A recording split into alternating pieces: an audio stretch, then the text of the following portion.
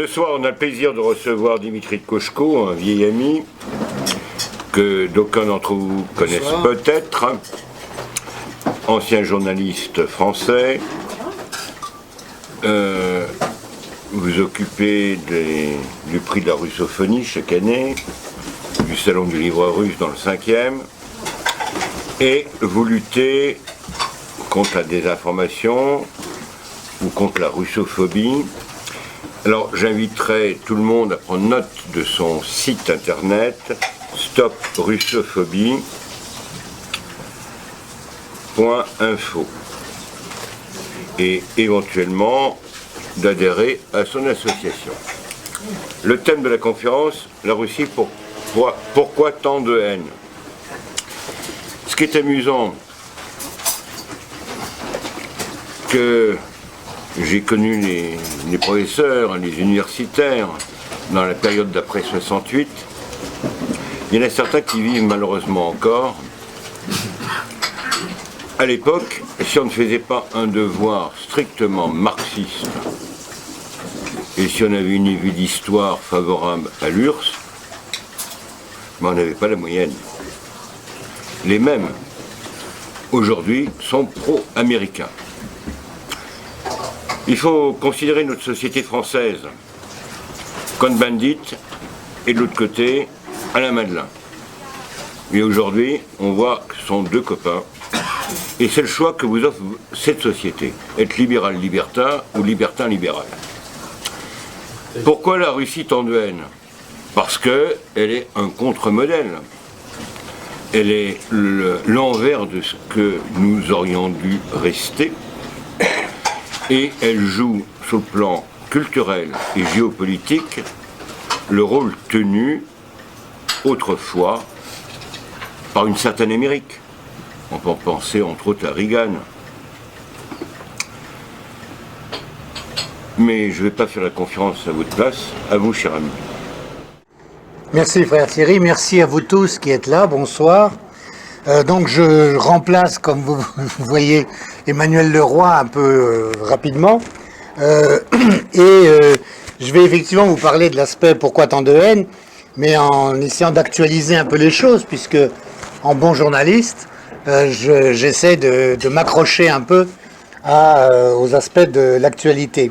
Et je voudrais placer cette réflexion sur l'après-visite du président Macron à Saint-Pétersbourg, au moment où c'est maintenant à commencer depuis un certain nombre de jours, le mondial de football, qui, à mon avis, joue un certain rôle, puisque d'abord on en parle beaucoup, et qu'il a quand même une certaine conséquence.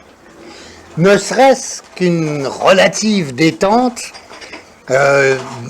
dans l'hostilité des grands médias. Alors après la visite justement d'Emmanuel Macron à Saint-Pétersbourg le mois dernier, au moment du lancement du mondial et puis maintenant les premières semaines, on peut constater un semblant de relâchement dans l'offensive politico-médiatique que nous avons vue en France contre la Russie.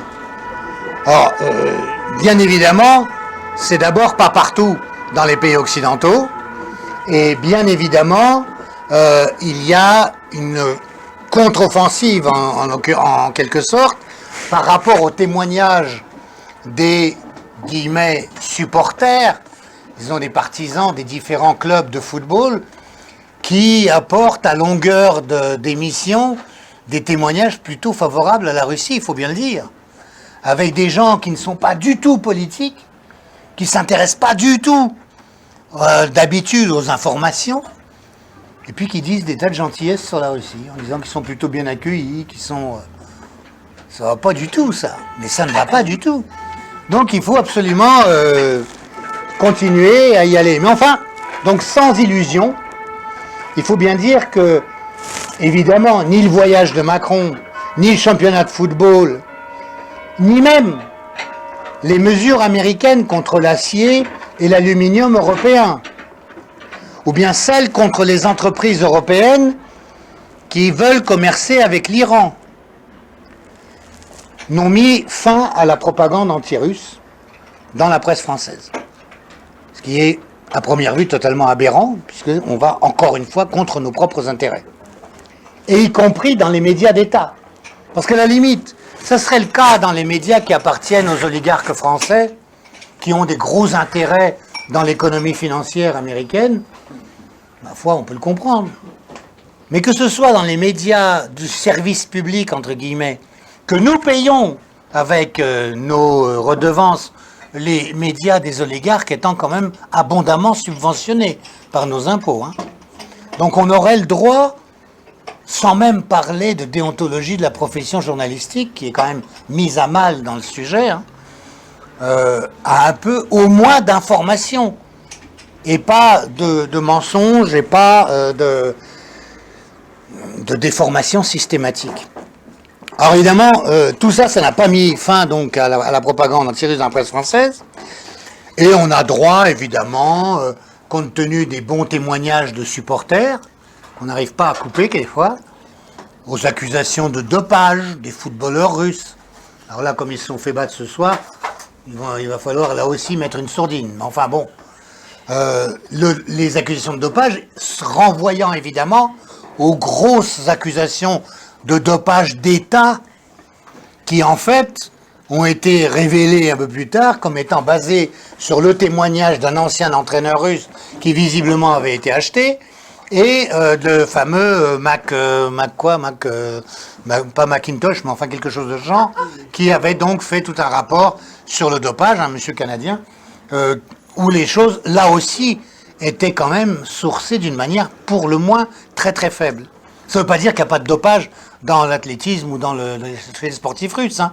Mais je dirais, c'est en tout cas pas un dopage d'État, et c'est en tout cas sans doute comme il y en a eu ailleurs, parce que je sache, on n'en a pas dit autant sur un Lance Armstrong qui a gagné le Tour de France en le traitant de tous les noms, alors que les Russes ont été tout de même appelés et traités de telle manière que les athlètes qui n'y étaient pour rien, pour la simple raison qu'ils étaient russes, soit n'avaient pas le droit d'avoir leur drapeau, soit n'avaient pas le droit de concourir, et même les Jeux paralympiques, les athlètes russes invalides, et quand on sait ce que ça représente comme effort physique, ont été quand même interdits de jeu. C'est monstrueux, c'est en ça qu'on parle de russophobie. C'est que la russophobie, à un moment, c'est un moment de haine qui dépasse tout aspect rationnel, analytique, même de lutte politique qui est légitime en soi. Mais là, ça devient des moments haineux et des moments qui n'obéissent plus à la raison, qui ne cherchent que dans l'émotionnel, dans le préjugé, et finalement qui ont des mécanismes qui sont très dangereux au niveau de la haine qui peut être suscitée chez l'individu. Enfin bref, en tout cas, quand même, il semble que tous ces facteurs mis bout à bout, ceux que j'ai évoqués, hein, notamment l'Iran, le protectionnisme, etc., ont contraint les journalistes et leurs commanditaires les moins acharnés à tempérer un peu. Alors les russophobes patentés, évidemment, ils continuent leur activité, mais bon, ils semblent quelquefois moins cités qu'à l'accoutumée. Alors les autres, ils observent un silence parfois assourdissant sur la Russie, en évitant par exemple de la citer. Par exemple en matière spatiale. On parle, on raconte, quelquefois on commémore certains événements spatiaux, mais on oublie qu'il y a des Russes dedans. On oublie alors que par exemple, aujourd'hui, s'il n'y avait pas les Russes, la station spatiale internationale, il n'y aurait personne dedans. Enfin, il y aurait des Russes. Puisque c'est des Soyouz qui emmènent les gens quand même. Au point qu'un des vice-premiers ministres précédents dans le gouvernement russe avait dit aux Américains à un moment, écoutez, si vous voulez faire vos sanctions sans arrêt, vous voulez qu'on fasse aussi des sanctions et qu'on empêche les Soyouz d'aller à la station internationale? Alors vous irez comment? Vous les enverrez sur des trampolines ou quoi? C'était assez amusant. Mais bon, évidemment, vous ne l'avez pas vu dans la presse française, tout ça. Hein. Bon, ça.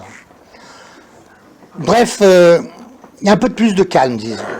Mais on ne peut pas dire que c'est faute d'avoir déployé au niveau des acteurs politiques et médiatiques occidentaux tous les artifices, toutes les méthodes de provocation anti-russe et de procédés de propagande dans la presse. en répétant toujours les mêmes mensonges pour qu'ils deviennent des vérités, et qu'ils se mémorisent bien dans les têtes. C'est-à-dire que c'est pas seulement le système Goebbels, hein, c'est ça qu'il faut bien se voir, hein, le fait de répéter des mensonges et puis que ça devienne une vérité. C'est aussi, ça c'est très important, c'est que ça s'inscrive dans toutes les mémoires informatiques de façon à ce que quand on reprend des articles au niveau professionnel journalistique, c'est dans ce qu'on appelle les backgrounds. Parce que quand vous écrivez des dépêches ou des articles, vous reprenez, si vous voulez, ce qui a été écrit avant. Donc ça se reste dans les backgrounds et du coup vous répétez sans arrêt les mêmes âneries.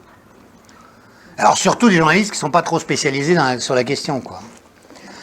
Sans compter que c'est très difficile après de changer les choses. Par exemple, moi j'ai travaillé donc pendant 30 ans à l'AFP, j'ai essayé de rectifier ce qui avait été écrit sur Beslan, parce que c'était ostensiblement faux, j'y suis pas arrivé.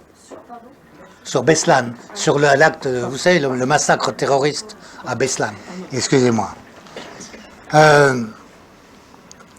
Donc tout semblait se mettre en place, je dirais, pour préparer l'opinion à toutes sortes d'interventions contre la Russie, et notamment à l'occasion du championnat du monde de football. Et pourquoi je dis ça? Parce que ça a été le cas lors des Jeux Olympiques de Pékin en 2008, rappelez-vous. Hein, c'est là que Mikhail Saakashvili, président de la Géorgie, président par la grâce de notre ami l'oncle Sam d'outre-Atlantique, a attaqué l'Ossétie du Sud avec ses troupes et a notamment tué les forces d'interposition reconnues par l'ONU qui étaient des soldats russes.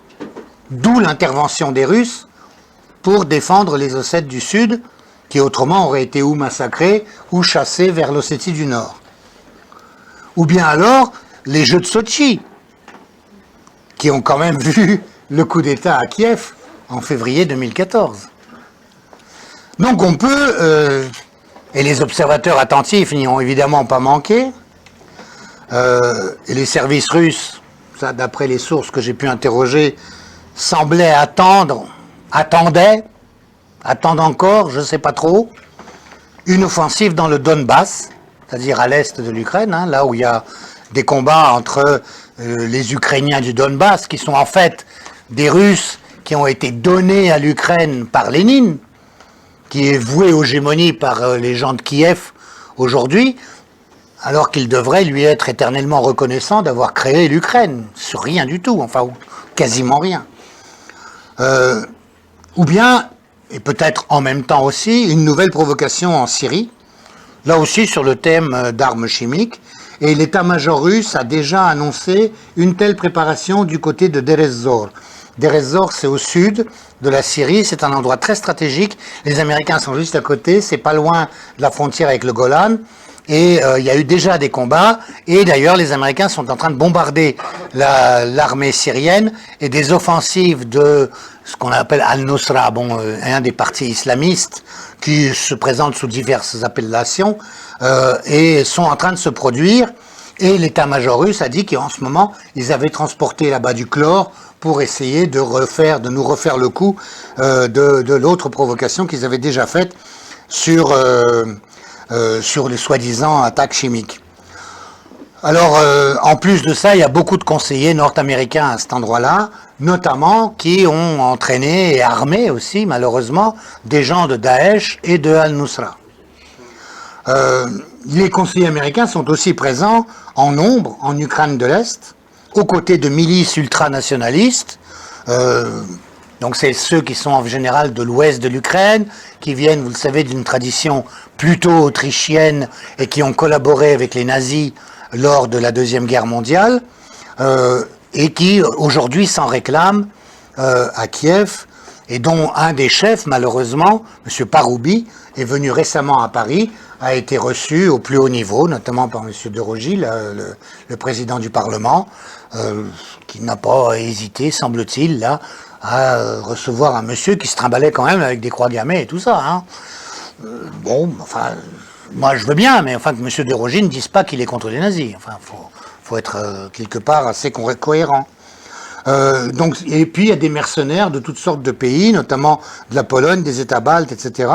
Ils ont reçu des armes assez modernes, notamment des armes qui s'appelaient les Javelin, qui sont des missiles anti-chars que les Américains ont donnés donc à ces Ukrainiens. Au début, ils avaient un peu peur que les Ukrainiens les revendent. Bon, puis apparemment, ils ont mis quand même suffisamment de conseillers américains pour surveiller, et il y en a. Et autre danger qui se profile, là, depuis seulement 2-3 jours, c'est la Transnistrie, qui se réveille. Et là aussi, il y a une provocation qui commence, notamment en réclamant le retrait des forces d'interposition russes, des casques bleus, en fait, avec mandat de l'ONU, qui sont interposés entre ce qu'on appelle la Transnistrie et la Moldavie, le reste de la Moldavie. Juste là, parce que évidemment vous allez malheureusement en entendre parler si la provocation se confirme, on va vous expliquer que la Transnistrie, c'est la Moldavie, que ça a été volé par les Russes, enfin, etc., etc., etc. En fait, c'est faux tout ça. La Transnistrie, c'est une partie, effectivement, qui est sur la rive gauche du Dniestre et qui, en fait, était à l'Ukraine avant la Deuxième Guerre mondiale, et je dirais même, ironie du sort, avant le pacte Ribbentrop-Molotov, dont les effets ont logiquement été annulés par les procès de Nuremberg. Eh bien, en se revendiquant à la limite de Ribbentrop-Molotov, on dit la Transnistrie maintenant est à la Moldavie. Manque de chance, dans cette partie-là de la Moldavie qui a été rattachée par Staline à la Moldavie, pour 2 raisons. Une première raison, c'est que c'est la partie industrielle. Or, la Moldavie était totalement agricole. C'est l'ancienne Bessarabie roumaine, si vous voulez, qui a été à l'Empire russe. Mais enfin, bon, les gens parlent le roumain, dans la partie encore de la rive droite. Staline a rattaché ça à la Moldavie pour qu'il y ait un aspect industriel dans la Moldavie, et puis qu'il y ait évidemment des dissensions sur des bases nationales, puisque la Transnistrie était peuplée essentiellement de Russes et d'Ukrainiens. Donc assez peu moldaves. Bon voilà, sachez donc simplement que les Roumains, par exemple, ne revendiquent pas du tout la Transnistrie, considèrent que c'était pas du tout à eux. Mais vous allez entendre dans l'actualité beaucoup de déformations qui vont vous expliquer que la Transnistrie, c'est un scandale, que les Russes s'en mêlent. Or, il se trouve qu'il y a des Russes dedans, donc si on essaie de les massacrer, là aussi, ils vont se retrouver dans la même situation que dans le Donbass, c'est-à-dire à essayer de les défendre, mais là, ils vont avoir du mal parce que la Transnistrie, elle est totalement enclavée entre la Moldavie et l'Ukraine. Donc là, ils peuvent être dans une très mauvaise situation, et je ne sais pas très bien comment les Russes feront pour les aider, s'il y a besoin. En tout cas, pour l'instant, il n'est pas question de retirer les casques bleus, semble-t-il, parce qu'il y a un conflit. Parce que ça a fait une guerre en 92 où il y a eu beaucoup de morts. Et ce sont les Russes qui ont mis fin au conflit. C'était le général Lebedz à l'époque, qui, avec la 14e armée qui était sur place, est arrivé à mettre fin au conflit, notamment parce qu'il y avait tous les stocks d'armes dans la partie Transnistrie que l'Union soviétique avait mis partout dans les régions ouest de l'URSS contre une éventuelle attaque de l'OTAN.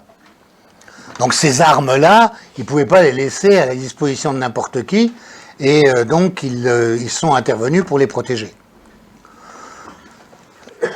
Pareil pour le Donbass, Poutine a annoncé qu'il ne laisserait pas les habitants du Donbass se faire massacrer, et comme il a aussi annoncé au début mars qu'il y avait de nouvelles armes russes, avec techniquement très élaborées et complètement d'une autre génération, ça, regardez sur Internet, il y a des explications de physiciens là-dessus qui sont merveilleuses, ou regardez sur Stop Russophobie, on a repris certaines des explications justement pour expliquer que c'était pas du bluff de la part de Poutine, comme on a commencé à le dire, puis après on l'a plus dit. Après on a dit qu'il était très méchant parce qu'il était très agressif. Il faut quand même pas oublier, je ne sais pas si vous avez vu, pour ce qui est de la presse, Charlie Hebdo par exemple, pour le match de football, là, pour le championnat de football, a fait un Poutine qui tire à partir d'un char dans des buts de football. On oublie totalement de dire que la Russie est assiégée par des pays de l'OTAN qui sont en train de mettre des missiles en Pologne contre la Russie, et on inverse les choses en disant c'est Poutine qui est agressif. Il faut quand même... c'est tout simplement une erreur et d'analyse et d'appréciation, et évidemment du bourrage de crâne et de la préparation des opinions, malheureusement. Alors il est possible que, compte tenu de ces réactions de Poutine, notamment sur le Donbass, que les plans ont été revus par rapport à ce qui était prévu au niveau des offensives des mercenaires et des milices ultra-ukrainiennes de Kiev. C'est possible. Hein. Et en plus, je dirais, à en juger par certaines déclarations du président Trump, il n'est pas évident que ce soit toute l'administration américaine qui soit d'accord avec les va-t-en-guerre. Parce que là, ça devient de plus en plus difficile d'arriver à lire dans la politique américaine, compte tenu de toutes les dissensions qu'il y a, de toutes les mesures qu'ils prennent les uns contre les autres, avec la Russie interposée. Alors la Russie se retrouve accusée d'un tas de trucs, mais en fait, c'est pour des raisons de billard à 5 bandes dans la lutte politique intérieure américaine, quoi. Donc là, c'est très dur. Et si on en juge par ce qu'a dit Trump lorsqu'il est arrivé au G7 en disant qu'il faudrait que la Russie revienne au G8, là, pour en faire un G8, et alors là, je dois dire, c'est quand même aberrant, c'est les Européens, enfin les européistes, qui s'y sont opposés. Voilà. Alors que Trump leur fiche du protectionnisme contre eux, alors qu'il les empêche, il empêche leurs entreprises de travailler avec l'Iran, alors qu'il a déjà racketté notre BNP de 9 milliards de dollars, alors qu'il a racketté quand même le crédit agricole de 800 millions, je crois, hein, c'est ça, non? Enfin bref, quand même, les enfants, là, on est fous, quoi. Nous, Européens, je veux dire. Il faudrait quand même qu'on défende un peu nos intérêts, comme Trump défend les intérêts des États-Unis, en fait. Bon, malheureusement, mais en tout cas, très difficile de s'y retrouver. Il n'empêche qu'il y a des forces américaines qui sont pour la guerre, le fameux Deep State, là, une partie du Pentagone, même si quelquefois, en revanche, c'est le Pentagone qui retient les pires faucons, en leur disant, attention, là, on n'est pas sûr de faire le poids. C'est apparemment ce qui s'est passé, notamment à propos de la Syrie. Enfin donc, la menace de guerre n'est malheureusement quand même pas écartée. Hein. Et en plus, quel que soit le sort d'une offensive qui y vienne contre le Donbass, je dirais que pour les partisans américains d'une guerre, d'une détérioration encore plus profonde avec la Russie, à la limite, c'est gagnant-gagnant. Et ça, c'est embêtant. Pourquoi? Parce qu'au mieux, c'est une opération, au mieux pour eux, hein, c'est une opération du type Krajina en Croatie, ce dont rêvent les Kieviens, c'est-à-dire le nettoyage ethnique qui s'est produit en 1995, où 200 000 Serbes qui habitaient depuis le XVIIIe siècle dans la Krajina, hein, c'est-à-dire sur le bord de la frontière de la Croatie, ont été chassés du jour au lendemain, et beaucoup de Serbes ont été massacrés, mais très discrètement, et ils ont été brûlés pendant plus d'1 mois la nuit dans les crématoriums de Zagreb. Eh bien, cette opération de nettoyage ethnique, évidemment, ça serait idéal pour Kiev et pour. Mais là, l'ennui, c'est qu'il y a 2,5 millions de bonshommes hein, à évacuer. C'est pas 200 000. Hein. Donc, ça risque de faire beaucoup plus mal. Alors, moins bien, évidemment, pour les mêmes cercles américains, c'est s'il y a une défaite militaire des milices et des mercenaires, parce que alors là, on pourra faire une propagande, mais mes enfants, on va montrer des cadavres dépecés, des têtes coupées, etc., en disant, vous voyez ces sales Russes, quelle horreur ils ont fait, etc., donc avec les mercenaires ukrainiens qui auront attaqué, ou pas ukrainiens, qui auront attaqué le Donbass. Donc gagnant-gagnant, et ça c'est embêtant. Ça c'est embêtant. En plus, évidemment, je dirais encore plus gagnant-gagnant, c'est s'ils obligent les Russes à intervenir. Parce que les Russes, leur problème, c'est que depuis longtemps, hein, il y a beaucoup de gens en Ukraine qui leur demandent d'intervenir.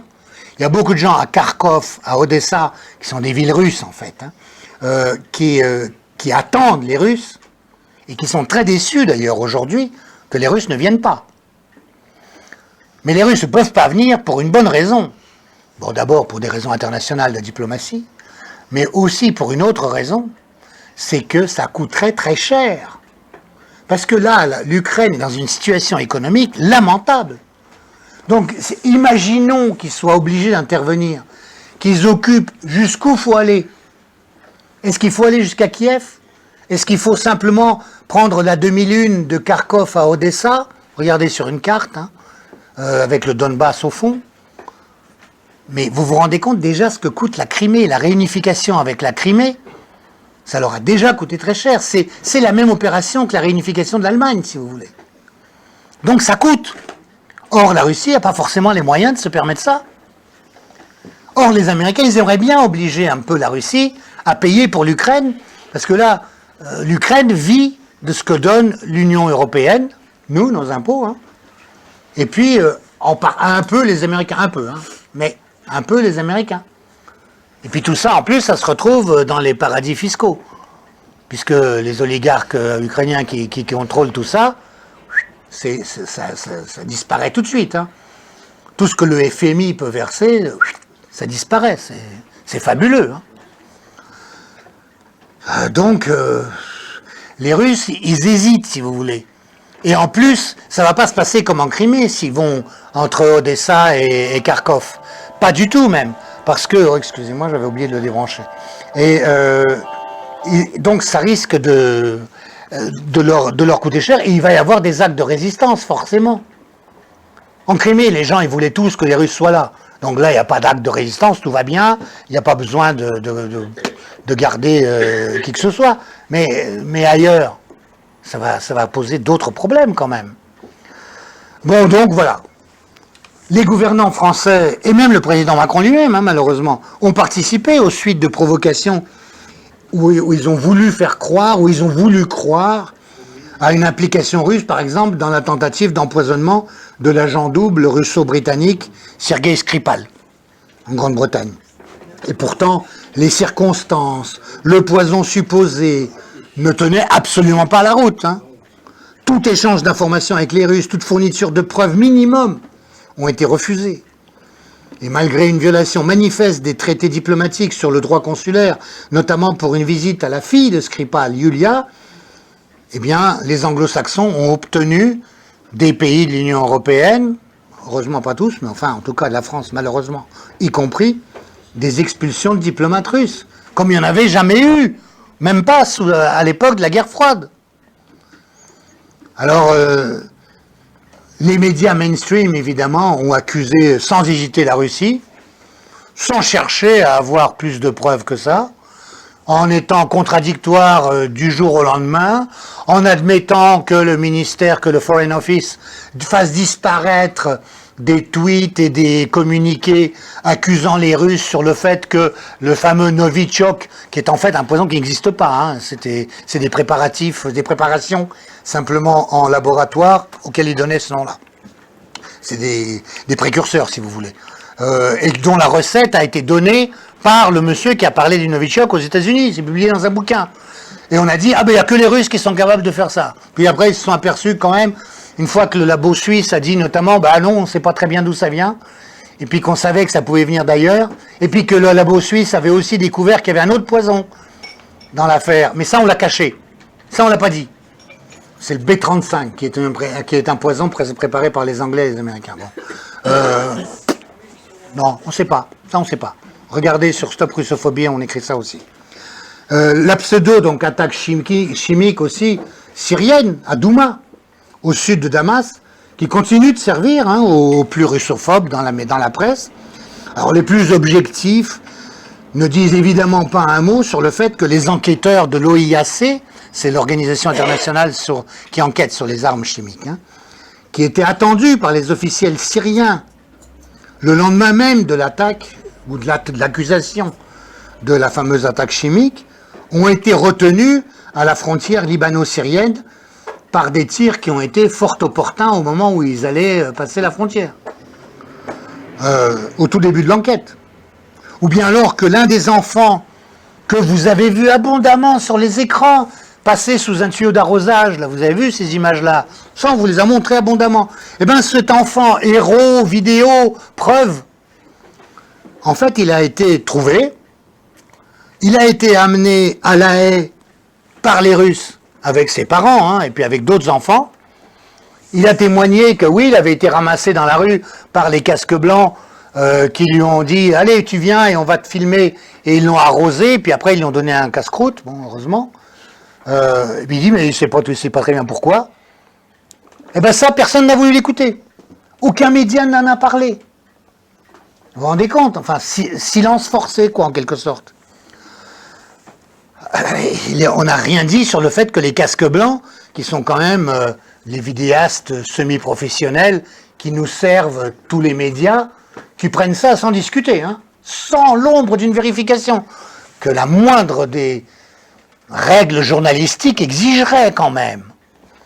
Eh bien, ces casques blancs qui sont proches des frères musulmans sont subventionnés par les Anglais et les Américains pour faire justement ce genre de travail, sont quand même des islamistes. Enfin, les frères musulmans, on sait ce que c'est quand même. Eh bien, on reprend tout. Et puis, on a appris quand même qu'il y avait un petit souci avec les frères musulmans, c'est qu'après les casques blancs, là, c'est que quand même, c'est pas des gens si gentils que ça, peut-être, parce que les Américains, Trump, il a dit, ça suffit, on va un peu réduire les financements, là. Parce qu'ils n'ont pas été très bons, là, sur l'affaire de Douma. C'est tellement gros que même les nôtres, ils croient pas trop, quoi. Donc c'est embêtant. Mais enfin, cette accusation, pour le moins légère, a quand même servi de prétexte à un bombardement occidental contre la Syrie, auquel nous avons malheureusement participé. Et soi-disant pour détruire des usines d'armes chimiques. Alors heureusement, il n'y avait pas d'usine d'armes chimiques, parce que sinon on aurait eu une catastrophe humanitaire qui aurait été épouvantable. Bien peu de médias officiels, ou même de politiques, ont relevé ce fait et se sont réjouis du fait qu'il n'y avait pas d'usine chimique. Il y en a même qui ont dit, monsieur, on a détruit une usine chimique. C'était une ancienne, apparemment c'était une ancienne usine de médicaments, où il n'y avait d'ailleurs plus personne, heureusement. On a même nié qu'un grand nombre de missiles ont été détruits en vol. Alors peut-être aussi que les menaces russes de répliquer si un seul soldat russe était touché ont permis de s'en prendre à nouveau aux Russes dans les médias, mais ont quelque peu ramené à la raison les plus excités des militaires atlantistes. Ça, c'est très possible. Alors d'autant que moi je dirais que l'objectif réel de ces bombardements pour l'équipe Trump est loin d'être évident. Oui, c'est ça. C'est que je pense que Trump, il a fallu qu'il fasse ça pour faire de la surenchère sur la CIA et les faucons. Mais il y avait sans doute une dimension de politique intérieure qui était bien plus forte que l'aspect armement, quoi, je pense.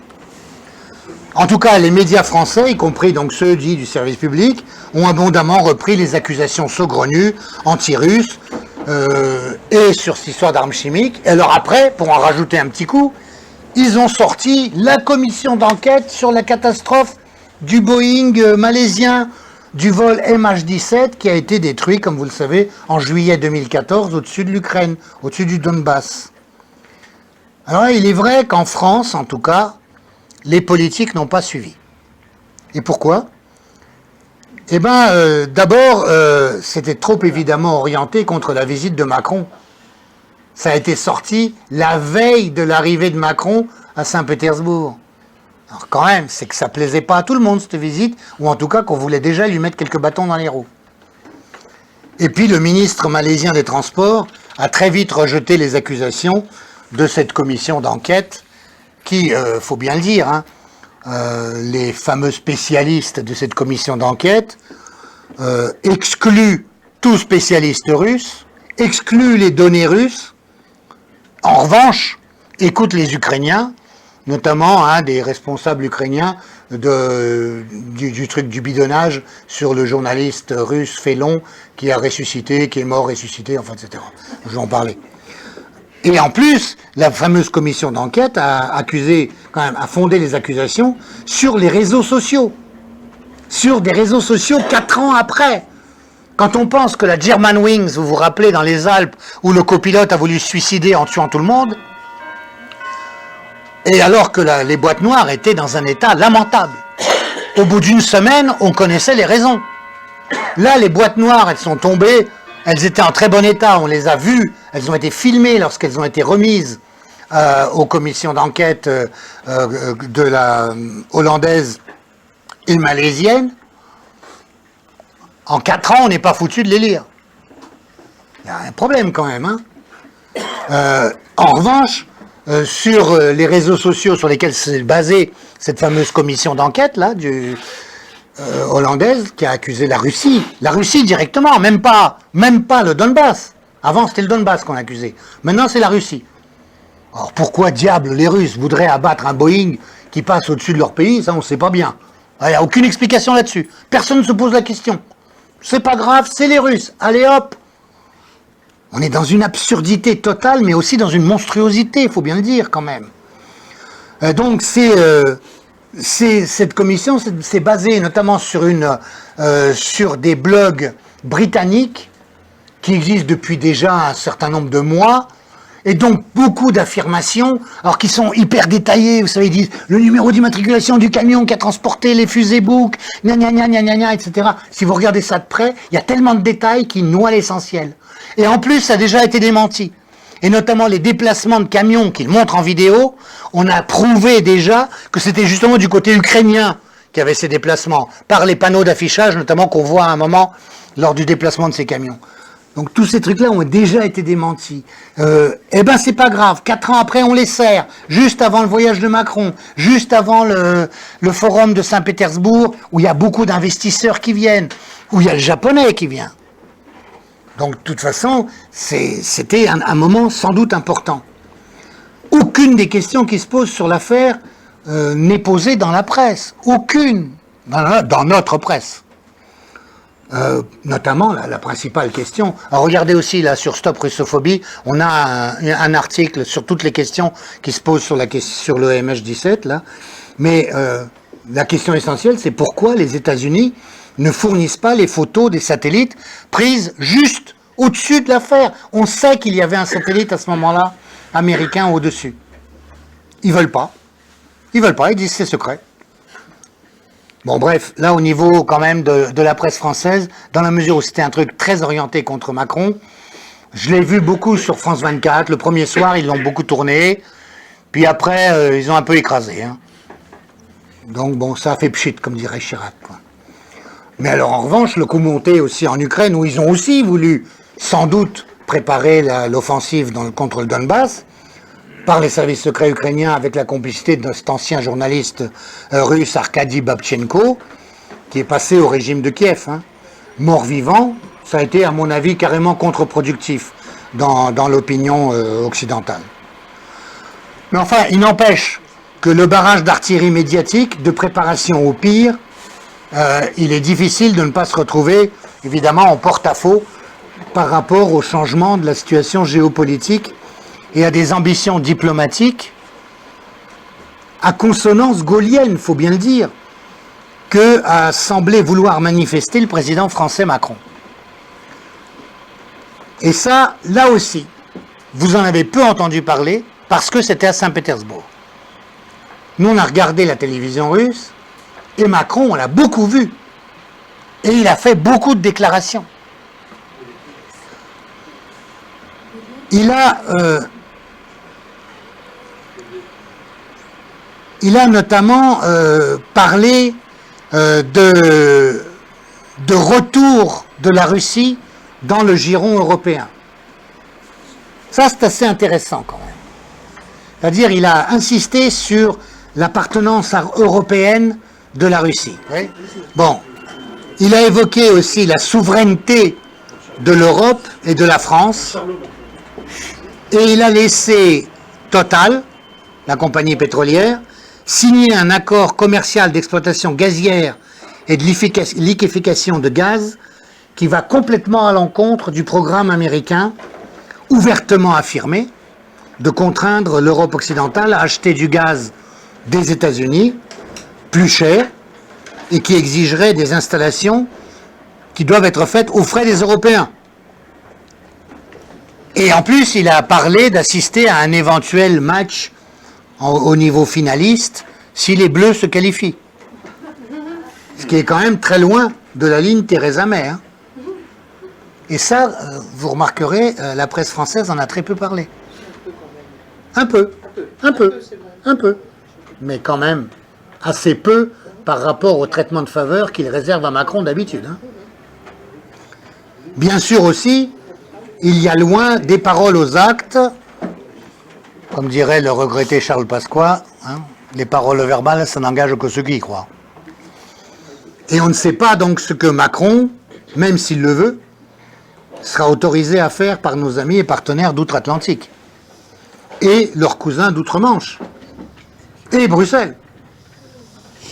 Parce qu'on parle de la souveraineté européenne et française, mais on a un souci quand même. Total, par exemple, a déjà été contraint de se retirer d'Iran par diktat américain, à cause des menaces de sanctions financières. Peugeot aussi. Et on a déjà déclaré que la plupart des entreprises françaises devront se retirer. Alors, on va voir. Les surprises à attendre pendant le championnat, donc, peuvent contraindre aussi le président français à reculer sur sa promesse de venir assister au match. S'il y a par exemple des événements guerriers en Transnistrie ou dans le Donbass, voire en Syrie, il est évident qu'il va être sous une pression assez forte. Mais il y a d'autres aspects qui peuvent en revanche, à mon avis, et j'essaie d'équilibrer un peu les choses pour une réflexion hein, quand même, qui peuvent aider, disons, en admettant que Macron soit sincère, quoi. Hein. Je sais, c'est dur, mais on peut peut-être essayer. Allez. Aider Macron et l'Europe un peu moins inféodée, je dirais, que la Pologne ou les Pays-Baltes, à l'oncle Sam, à jouer une amélioration avec la Russie et à tenter de la ramener vers l'Europe, dont elle est effectivement une partie intégrante. Et ce sont évidemment les mesures protectionnistes du président Donald Trump, son attitude ferme au G7 canadien au début de juin et sa politique à l'égard des entreprises européennes après sa dénonciation unilatérale de l'accord sur le nucléaire iranien. Ça peut aider. En plus de ça, il y a eu encore du tirage là récemment sur la politique des migrants. Il n'empêche que tout ça est basé du côté américain sur l'extraterritorialité judiciaire qui se sont arrogés les États-Unis dans les années 90 et que les Européens ont accepté. Je parlais de la BNP des 9 milliards tout à l'heure. Ben, c'est en vertu de ça que les Américains ont racketté la BNP. Et l'Europe soumise a tout accepté. Et continue à accepter puisqu'elle est d'accord pour retirer les entreprises européennes d'Iran. Alors évidemment, la fragilité des choses, mais il faut bien dire que si on veut résister à cette extraterritorialité, peut-être qu'en se raccabillant avec la Russie, en s'appuyant aussi sur la Chine, on pourrait trouver des moyens de contourner le paiement en dollars, par exemple. Et oui, évidemment. Ça pourrait être une façon de libérer les entreprises de la pression du diktat américain. Bon, la fragilité, évidemment, c'est que la Russie n'est pas en état de compenser. Elle n'a pas vocation, d'ailleurs, à le faire, et je crois même qu'elle n'est pas forcément désireuse de le faire. Enfin, de facto, si elle pouvait compenser les pertes des marchés aux États-Unis et l'économie mondiale financiarisée et dollarisée, dont profitent finalement les grosses boîtes et les oligarques de l'Europe occidentale. Alors Vladimir Poutine a plaisanté, là aussi on l'a pas repris ça, a plaisanté sur la sécurité qu'il pouvait, ça c'était pendant une des rencontres là à Saint-Pétersbourg, c'était très marrant. Macron, il dit oui, mais vous comprenez, on veut pas trop contredire les États-Unis parce que quand même ils assument notre sécurité et tout. Et Poutine lui dit mais vous inquiétez pas pour la sécurité, on peut vous l'assumer. Hein. Alors il a dit ça en rigolant et puis très doux. Macron, je savais plus quoi dire. Je sais pas si vous avez vu cette scène, c'était assez rigolo. Mais bon, c'était une plaisanterie, mais pas uniquement, je pense. En tout cas, au niveau économique, évidemment, ils ne sont pas au niveau pour l'instant.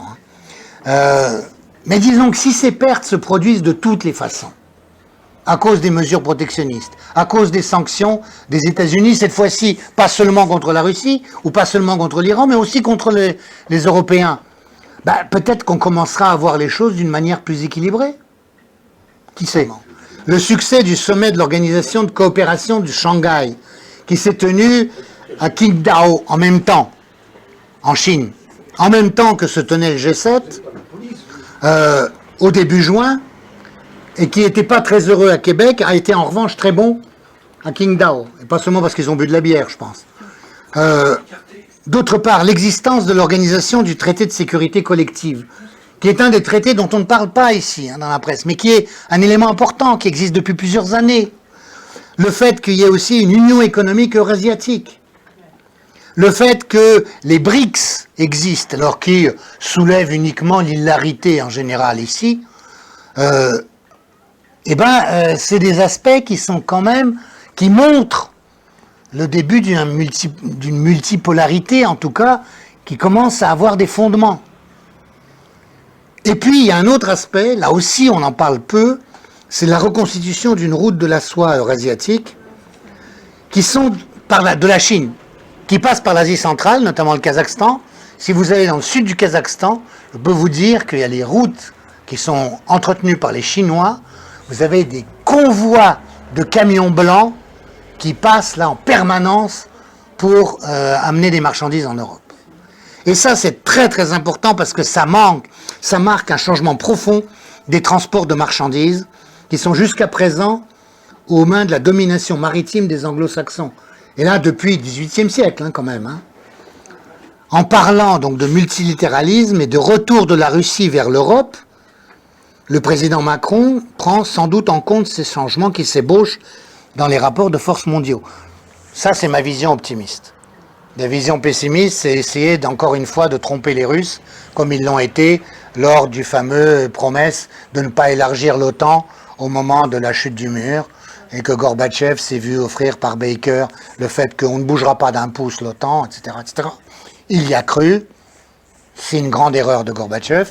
Bon, il n'empêche, là, je ne crois pas que Macron soit au niveau de pouvoir complètement, mais enfin, en tout cas, possible qu'il tienne compte de ces changements, justement, géopolitiques, et que peut-être qu'on puisse, nous aussi, en profiter et qu'on soit du bon côté du manche, quoi. En tout cas, moi, ce que je souhaite, c'est que nos médias et nos politiques en prennent assez vite conscience aussi, au lieu de servir la vision d'un État profond, américano-mondialiste, qui sert ses propres intérêts, qui sert les intérêts des ultra-riches, je dirais, du monde, et on en a aussi, et ne veut voir en aucun cas remettre en cause son aspiration au gouvernement mondial, à domination unique, qui ne supporte aucune contestation, aucun désaccord, aucun intérêt divergent, et surtout s'il est basé sur des intérêts nationaux. Parce que la nation, c'est leur ennemi.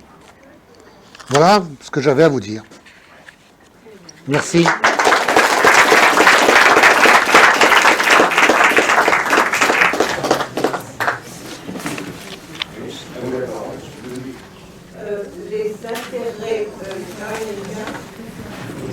Les intérêts américains ne sont pas pour les champions de l'argent, mais sont pour que les Américains qui ont été bons, c'est-à-dire le peuple, puissent à nouveau avoir du travail. Les Américains sont au plus bas du chômage noir, les Noirs sont au plus bas du point du chômage. Les Hispaniques, qui d'habitude étaient les premiers pénalisés sans travail, sont au plus bas. Il y a maintenant des jobs et il n'y a pas personne pour les remplir. On en est à ce point-là. Donc ça, il a dit dès le début, Trump n'avait pas à devenir président. Il n'avait pas besoin, il a tout ce qu'il lui faut, ses maisons, etc., sa famille et tout. Mais il le fait pour faire l'Amérique grande à nouveau, non pas pour les élites qui vont tous aller en prison. Les dirigeants du FBI et tout ça, il y a des indictments qui sont en train de être écrits en ce moment. Et il est pour que le peuple, à nouveau, puisse avoir la liberté qu'il n'a pas du tout Obama. J'ai parlé du deep state, moi. Je sais, Trump, c'est une autre politique. Vous avez parlé des élites. Vous avez parlé des gens qui avaient de l'argent. Le deep state. Non, mais attendez, je parlais des globalistes. C'est quand même une idée de Rockefeller, de Soros. Ce sont ces gens-là, ceux qui ont financé l'Aquarius pour, par exemple, aussi s'en prendre à l'Europe sur la base du globalisme, etc. Oui, absolument, c'est tout à fait vrai. Tout à fait vrai. Oh, ils vont aller en prison, ne vous inquiétez pas, ils ont trahi les États-Unis d'une manière absolument ignoble. C'est pas si simple. C'est pas si simple. Bon, lisez YouTube. C'est pas simple. C'est pas si simple. L'information est très difficile. Très difficile, très Vous difficile. n'avez pas l'information. Je ne connais pas plus que moi. Je suis américaine. Et alors, elle m'en fout, justement. Elle est aussi chinois. Elle est plus chinoise que États-Unis. Mais non, on est là. C'est un argument qui tient pas, ça. Il faut prendre des nouvelles sur Fox News. Mais non, alors ça, je ne Et la seule télévision qui n'est pas fake news, justement, qui n'est pas pour les Fake qui news. n'est pas des mensonges. De toute façon, moi j'ai des voix de tête, j'ai connu quelqu'un qui avait de la famille qui était dans le Malaysia. Si veut, Le MH17. il a des informations qui ont été intéressantes. Pas comme ça, on en reparlera.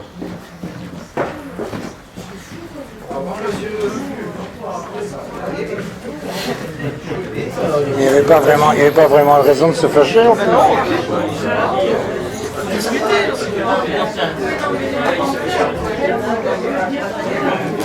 Contre quoi il était fâché, le monsieur? J'ai pas compris, moi. Parce qu'il aime se fâcher. Ça lui fait plaisir. Chacun s'amuse comme il peut. Bon, ben écoutez, si on lui a donné l'occasion de se fâcher, après tout. Bon, enfin, si vous avez d'autres questions, je vous Moi, en je prie. voudrais poser 3 petites questions. Comment s'appelle Monsieur Chocolat de Kiev? Son vrai nom? Parachenko. Oui, mais le nom de son père? Ah ben, il s'appelle pas Parachenko. Si, je connaissais parce que Oui. on donne toujours son nom. On le cache, justement. Et alors, est-ce que tu es au courant de ce qui a été dit l'autre jour par le chef de l'Union européenne qui a dit qu'il fallait arrêter d'emmerder les Russes? Oui. Oui, mais c'est encore une fois des paroles verbales. Je connaissais la réponse, mais enfin, bon. Est-ce que Macron est Young Leader? Il est tout à fait, oui, oui. Alors, en plus de ça, sans stage. Sans stage. Donneur. Ouais, il a été admis comme un young leader. Enfin, on verra l'usage.